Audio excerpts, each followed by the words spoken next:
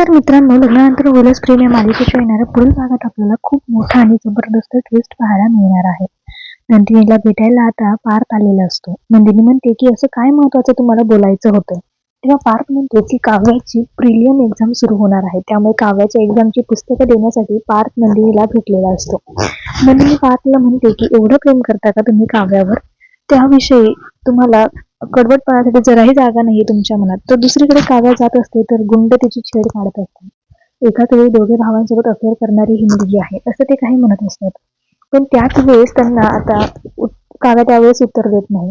त्यांचं बोलणं ऐकून घेते, पण त्यावेळी तिथे नंदिनी येते आणि नंदिनी रागातच त्या गुंडांच्या कानाखाली वाजवते. त्यावेळेस तो गुंड बोलू लागतो की या मुलीने तुझं आयुष्य बर्बाद केलं पार, आणि तू आमच्यावर हात उचलतेस.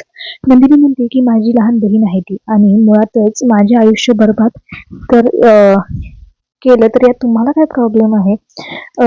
हे सगळं बोलून दाखवण्यासाठी तुम्ही आहे तरी कोण. तर त्या ठिकाणी सगळ्या लोकांसमोर नंदिनी काव्याच्या बाजूने ठामपणे उभी असते.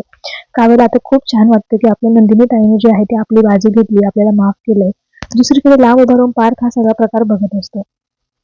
तर मित्रांनो, आता पार्थची यावर काय रिॲक्शन असेल हे सगळंच पाहणं रंजक आहे. पण तुम्ही मालिका पाहताय का?